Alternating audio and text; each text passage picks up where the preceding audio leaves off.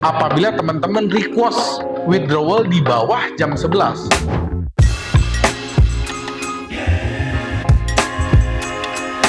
Halo rekan trader dan sahabat-sahabat profit di seluruh Indonesia. Apa kabar? Ketemu lagi nih dengan Andrew Chai dalam channel profitstraining.com. Apa kabar semua teman-teman? Semoga sehat selalu, tradingnya lancar, profitnya lancar, sehingga withdrawalnya juga bisa lancar ya. Hari ini kita akan membahas ya, topiknya itu yang sangat menarik, yaitu broker forex terbaik di Indonesia tahun 2023. Andrew tulis dulu judulnya ya, broker forex terbaik di Indonesia 2023. Artinya ini adalah sebuah video yang sangat-sangat update ya teman-teman ya. Sebelum Andrew memberikan broker apa-apa saja yang menurut penilaian Andrew terbaik, Andrew akan berikan syarat-syarat dulu sebuah broker bisa dikatakan, karena di sini ya kita ada kata-kata Indonesia, tentunya yang kita bahas adalah broker lokal. Dan Andrew memberikan disclaimer dulu ya, video ini tidak bersifat endorsement, dan Andrew juga tidak dibayar oleh pihak siapapun. Ini adalah murni pendapat pribadi dari Andrew sendiri. Oke, apa itu broker? Ya, broker itu adalah pialang atau perusahaan yang menjadi fasilitator kita, pialang yang menjadi fasilitator antara trader ya dengan market, atau perusahaan kita titipkan dana kita percayakan. Jadi ibarat itu adalah perantara antara klien, antara kita dengan market. Itu yang disebut dengan broker ya. Nah, tentunya di dalam kalau kita bicara tentang broker forex terbaik ya, banyak sekali. Nah, Andrew akan jelaskan kriteria terbaik itu menurut Andrew apa. Jadi yang pertama, kalau kita bicara di Indonesia, yang satu sudah pasti harus memiliki regulasi. Oke, ini mutlak sekali. Jadi apabila teman-teman ingin menggunakan broker terbaik, teman-teman harus cek dulu regulasinya. Bagaimana regulasi broker tersebut? Kalau kita ngomong di Indonesia, tentunya regulasinya adalah harus diawasi oleh BAPEPTI, yaitu Badan Pengawas Perdagangan Berjangka dan Komoditi. Tetapi apabila broker tersebut diawasi BAPEPTI, belum tentu terbaik ya, dan belum tentu baik. Makanya ada kriteria-kriteria lanjutan yang Andrew harus jelaskan. Tetapi buat teman-teman yang baru saja mulai, yang pertama yang teman-teman harus cek tentunya adalah regulasi. Broker luar negeri tentunya mereka punya regulasi dari masing-masing negara tempat mereka berasal. Seperti contohnya Andrew sebut merek aja ya, misalnya IC Market. IC Market tidak di bawah BAPEPTI. Kenapa? Karena IC Market ya bukan broker Indonesia, tetapi IC Market dia di bawah dari ASIC, yaitu BAPEPTI-nya atau Badan Pengawas yang berada di negara Australia. Sama halnya dengan Vantage. Vantage tidak berada di bawah pengawasan BAPEPTI, tetapi Vantage berasal dari negara Australia dan di bawah pengawasan dari ASIC, yaitu Badan Pengawas Perdagangan Berjangkanya Australia. Ya, teman-teman harus paham. Tetapi sekali lagi, kalau kita bicara Indonesia dan Anda adalah orang Indonesia, maka Anda harus mengikuti atau melihat ya apakah broker tersebut berada di bawah pengawasan dari BAPEPTI. Bagaimanapun, BAPEPTI adalah badan pengawas yang bertugas mengawasi operasional dari broker yang ada di Indonesia dan yurisdiksi yang ada di Indonesia. Jadi yang pertama adalah regulasi. Oke? Nah, lalu kriteria kedua yang teman-teman setelah harus cek ya dari regulasi, tentunya adalah regulasi. Tadi di awal Andrew sudah sampaikan bahwa regulasi saja tentu tidak cukup, karena banyak juga broker yang under BAPEPTI walaupun sudah diawasi tetap aja ada yang melanggar. Makanya hal kedua yang teman-teman harus cek adalah reputasi. Reputasi itu teman-teman ceknya gimana? Nah, teman-teman bisa cek misalkan dari WikiFX, atau teman-teman bisa browsing apakah broker tersebut pernah ada pelanggaran Apakah ada oknum-oknum dari broker tersebut yang melakukan pelanggaran? Apakah ada komplain-komplain di media sosial mengenai broker tersebut? Itu yang kita bisa cek dari yang namanya reputasi broker tersebut. Tentunya semakin lama broker tersebut beroperasional, tentu ya kita akan semakin lebih percaya daripada broker yang baru 1-2 tahun muncul. Tentu broker yang 10-20 tahun ya kita lebih trust dengan broker jenis itu. Reputasi ada hal yang juga tidak kalah penting. Kriteria ketiga yang Andrew mau bahas tentunya adalah eksekusi, kecepatan eksekusi ya, kecepatan eksekusi dan ya plus spread rendah. Kenapa kecepatan eksekusi juga menjadi penting? Ya, teman-teman harus paham. Mungkin teman-teman juga pernah ngalamin ketika kita ingin entry terjadi requote, ketika kita ingin entry terjadi delay. Nah, ini broker-broker yang teman-teman harus hindari karena pergerakan di pasar itu sangat cepat. Ya, hitungannya per detik. Apabila dia delay 1 detik aja, itu berubahnya juga sudah sangat-sangat signifikan. Apalagi pada saat terjadi news. Apalagi kalau terjadi requote. Ya, hindari. Teman-teman bisa cek atau teman-teman boleh tes dulu pada saat teman-teman trading bagaimana kecepatan eksekusi dari broker tersebut. Plus, spreadnya harus rendah. Oke, buat teman-teman yang belum tahu apa itu spread itu adalah selisih harga jual dan harga. Artinya, dengan menggunakan spread rendah, ya kita akan lebih mudah untuk BEP, break even point. Tapi kalau ada broker yang spreadnya lebih tinggi, otomatis kita akan lebih susah untuk break even point. Karena kita lebih susah untuk break even point, otomatis kita juga akan lebih sulit untuk bisa mendapatkan profit. Jadi kecepatan eksekusi, spread rendah juga itu menjadi ukuran atau menjadi syarat apabila broker tersebut bisa dikatakan baik. Tetapi teman-teman jangan berekspektasi bahwa khususnya broker di Indonesia spreadnya 0. Andrew bisa katakan itu hampir nggak ada. Andrew bisa katakan itu nggak ada. Karena spread itu memang adalah hal yang lumrah, hal yang wajar. Analoginya apabila teman-teman datang ke money changer atau teman-teman datang ke bank, pasti ada spread, ada selisih harga jual dan harga beli. Begitupun dalam broker pasti ada yang namanya spread. Justru ketika broker tidak memiliki spread alias spreadnya 0, Andrew malah curiga, ini broker untung dari mana? Jangan-jangan dia untung dari kekalahan klien. Nah, jadi teman-teman harus melihat bahwa spread itu adalah hal yang wajar, jangan terlalu besar, tapi juga jangan sampai 0. Yang wajar-wajar saja. Jadi itu yang ketiga. Yang keempat, yang Andrew mau menjadikan ini sebuah kriteria adalah platformnya. Ya, platform kita, platform pada saat Anda bertrading dengan broker tersebut, apakah mudah digunakan? Apakah platform tersebut gampang digunakan? Apakah platform tersebut user friendly? Apakah platform tersebut mengizinkan untuk kita memasukkan plugin? Contohnya custom indikator, ya. Contohnya seperti expert advisor. Apakah diizinkan untuk menggunakan software-software seperti itu? Tentunya, ya kita mencari broker yang mengizinkan kita bertrading dengan leluasa. Baik dengan kita menggunakan custom indikator, ataupun dengan menggunakan expert advisor. Nah, apabila ada satu broker yang melarang untuk memasukkan file tertentu untuk kita membantu analisa, atau kita mau trading secara otomatis, tentunya itu patut dipertanyakan. Apa alasan broker tersebut melarang untuk menggunakan expert advisor, atau apa alasan broker tersebut melarang kita untuk menggunakan analisa, alat analisa?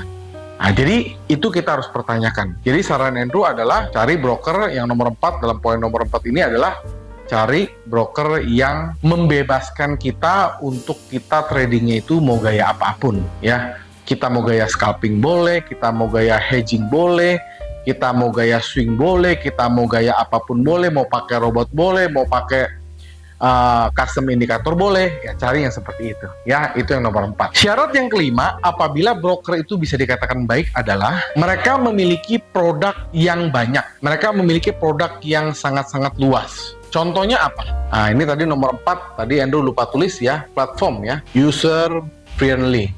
Nah, nomor 5, produknya lengkap.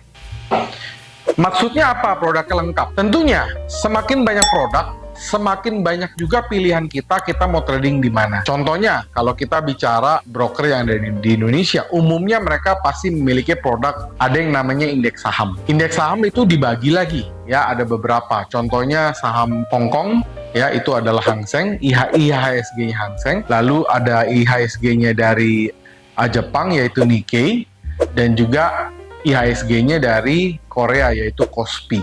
Dan juga sekarang belakangan sudah bisa trading di Dow Jones maupun indeks-indeks yang lain. Jadi intinya makin lengkap itu makin bagus, ya.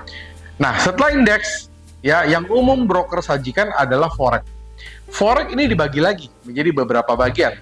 Ada yang major, ada yang cross pair, ada yang eksotik. Ini sangat luas sekali. Jadi intinya adalah semakin lengkap semakin baik. Yang ketiga, ada yang namanya komoditi. Nah, komoditi ini misalkan ya dia bisa trading di emas, di silver, di oil, dan juga di pair-pair yang lain. Komoditas-komoditas lain. Lalu sekarang apabila kita membandingkan dengan broker-broker luar sudah bisa menyediakan, ya broker luar sudah bisa menyediakan trading di cryptocurrency. Nah, di Indonesia sayangnya setahu Andrew belum ada yang bisa trading cryptocurrency. Oke? Nah, hal lain yang sekarang sedang booming adalah, dan ini memang legal di Indonesia, kita sudah bisa trading STA, yaitu saham tunggal Amerika. Contohnya apa? Kita bisa trading di Apple, bisa trading di Amazon, bisa trading di Tesla, bisa trading di Facebook, bisa trading di banyak macam. Ya, intinya saham-saham yang ada di Amerika. Dan itu legal. Inilah yang dimaksud dengan pilihan-pilihan kita bisa bertransaksi. Makin luas pilihannya, makin besar pilihannya, itu adalah menurut Andrew yang makin bagus. Ibarat kalau kita datang ke satu restoran, semakin lengkap menunya, semakin banyak pilihannya, kita sebagai user atau kita sebagai customer akan semakin leluasa untuk memilih hal itu, teman-teman. Syarat ke-6, ya Andrew tulis dulu, harus memiliki layanan yang profesional. Artinya apa? Ketika Anda sudah menjadi klien dari broker tersebut, kita berhak menerima servis, kita berhak menerima pelayanan yang terbaik dari pihak mereka. Pelayanan contohnya apa? Ada juga broker yang bisa memberikan misalkan customer service yang sangat responsif. Ada juga broker yang memberikan edukasi berkala secara gratis. Ada juga broker yang memberikan tools seperti auto chartis dan banyak sekali, ya banyak sekali. Jadi itulah layanan-layanan yang kita bisa dapatkan, dan itulah layanan-layanan yang kita bisa pertimbangkan apabila kita ingin masuk ke dalam broker tersebut. Ya, pelayanan mereka, servis mereka. Jangan sampai ketika kita jadi klien, walaupun kita bisa trading sendiri, tapi kita tidak di follow up, tidak di handle. Kita mau nanya apapun susah, kita mau telepon ke customer service boro-boro. Ya, jadi itu yang nomor 6 adalah pelayanannya harus bagus, fasilitasnya harus lengkap, dan juga kalau kita butuh sesuatu, kalau kita mau apa, langsung responsif. Itu yang nomor 6. Lalu syarat yang ke-7, ini juga penting teman-teman. Jadi syarat yang ke-7 harus memiliki edukasi plus analisa. Nah, biasanya hampir semua broker sekarang sudah memiliki tim edukasi sendiri.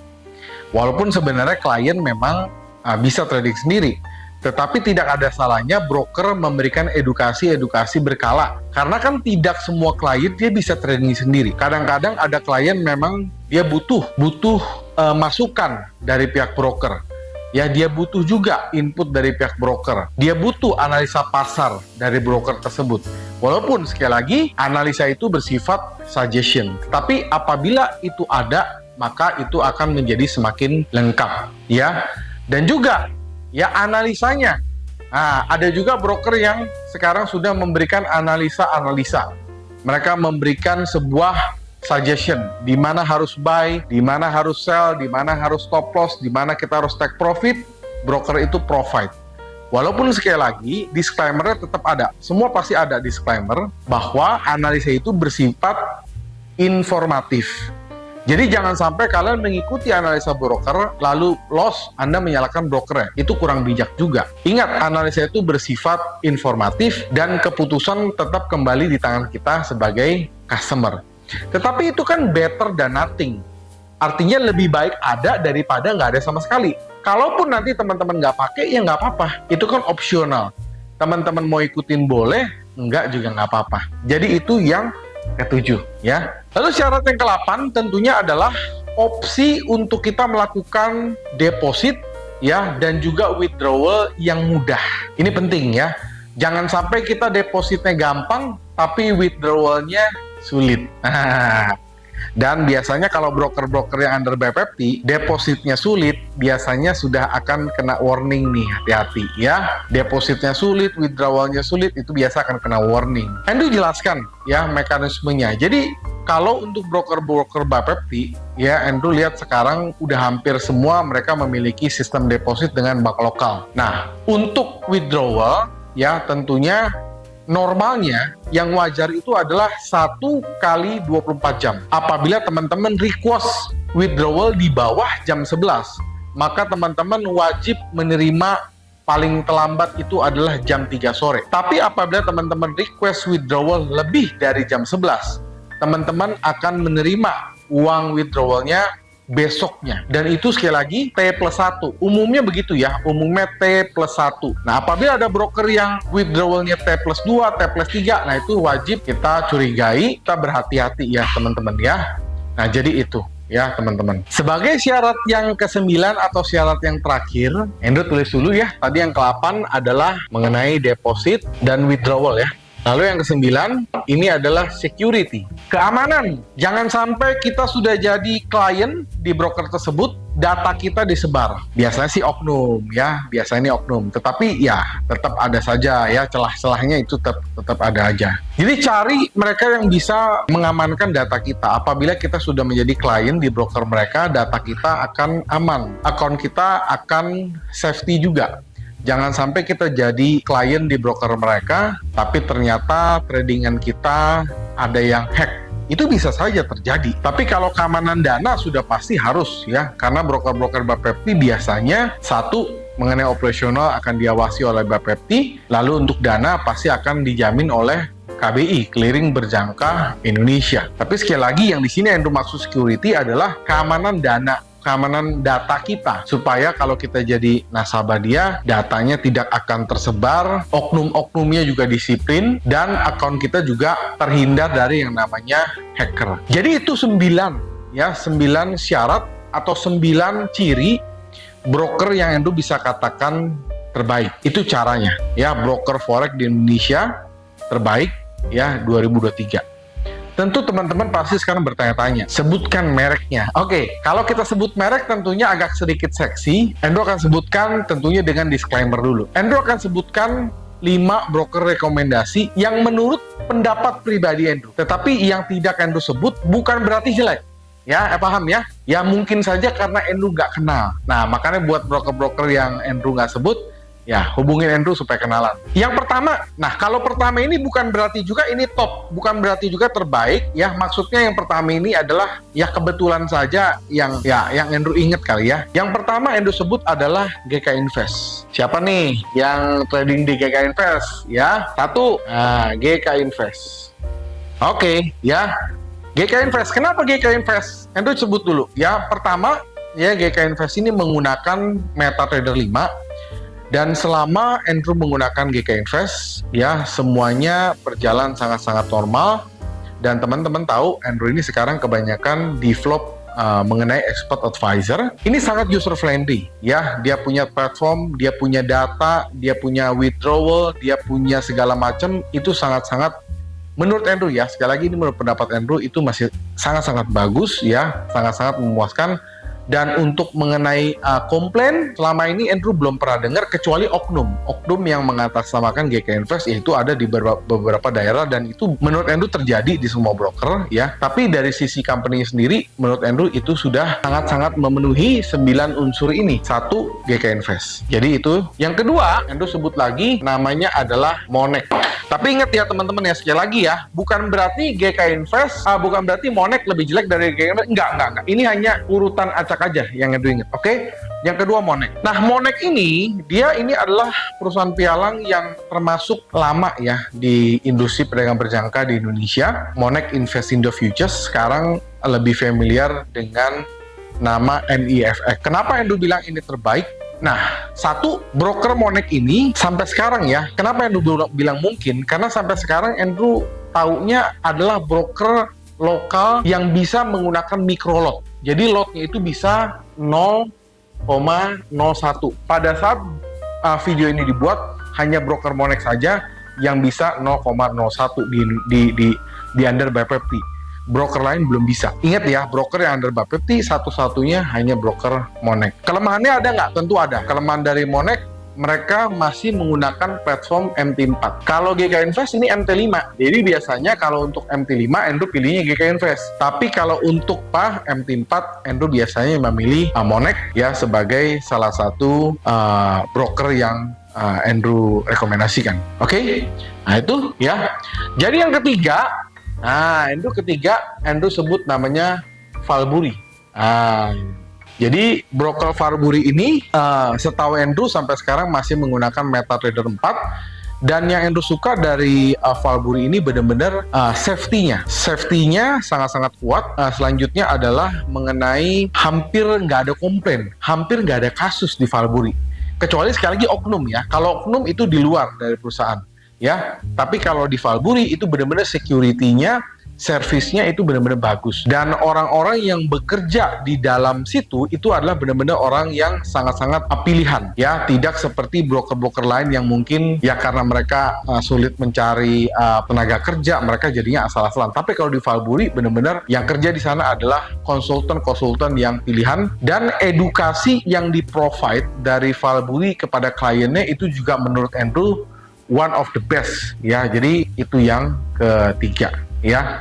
Nah, yang keempat ya, Andrew akan sebut namanya adalah First State Futures. Oke, ini adalah perusahaan pialang yang berkantor pusat di Surabaya, dan belakangan ini Andrew tahu First State ini adalah salah satu perusahaan pialang yang sangat-sangat aktif memasarkan produk yang namanya adalah STA, saham tunggal Amerika. Contohnya Apple, contohnya Tesla, contohnya Boeing, contohnya Amazon, dan lain-lain. Mereka sangat-sangat aktif untuk memasarkan produk itu. Nominal yang mereka dapatkan ya dari produk itu sangat-sangat besar, dan Andrew bisa katakan paling besar di antara broker-broker lain khusus dari produk untuk saham Amerika, atau yang biasa kita sebut dengan CFD, Contract for Difference. Oke?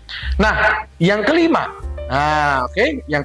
yang Andrew bisa katakan terbaik juga ya, itu adalah Victory.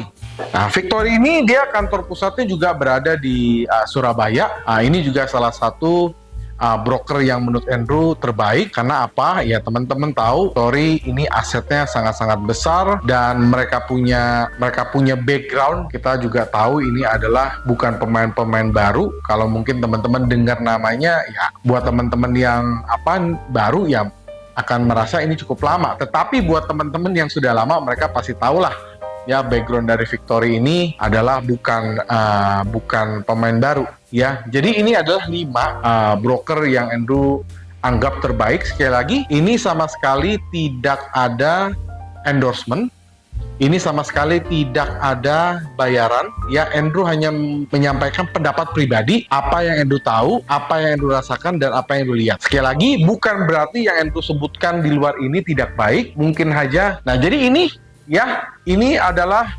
broker terbaik di Indonesia, broker forex terbaik di Indonesia tahun 2023. Andrew sudah sampaikan ya syarat-syaratnya apa saja, dan juga rekomendasinya apa saja. Ya, semoga video ini bisa menjadikan pengetahuan baru buat teman-teman ya, dan semoga video ini bisa menjadikan satu pegangan ya apabila teman-teman ingin memilih broker. Dan buat teman-teman yang punya pertanyaan lebih detail, buat teman-teman yang ingin mengajukan pertanyaan lebih dalam lagi, boleh kontak Andrew di Telegram atau WhatsApp di 0815 9910 880 untuk lebih detail lagi. Karena sekali lagi, untuk memilih broker ya kita harus sesuaikan juga dengan kita punya kebutuhan. Kita butuhnya broker seperti apa? Apakah, kalau biasa sih ada yang nanya Andrew ya, Pak saya mau tanya broker rekomendasi dong. Andrew biasa Andrew tanya dulu, Bapak mau pakai platform MetaTrader 4 atau MetaTrader 5? Itu dulu yang pertama yang ditanya. Lalu yang kedua yang ditanya adalah modalnya berapa? Bapak menggunakan modal berapa? Nah, tentunya karena ini semuanya broker Bapepti, kantornya ada di Indonesia. Bahkan di Jakarta ini semuanya ada. Nah, jadi itu saja yang mau sampaikan. Semoga video ini bisa menjadikan satu second opinion buat teman-teman yang sedang mencari broker. Akhir kata, sampai jumpa di video-video edukasi lainnya, tips-tips trading lainnya. Salam profits!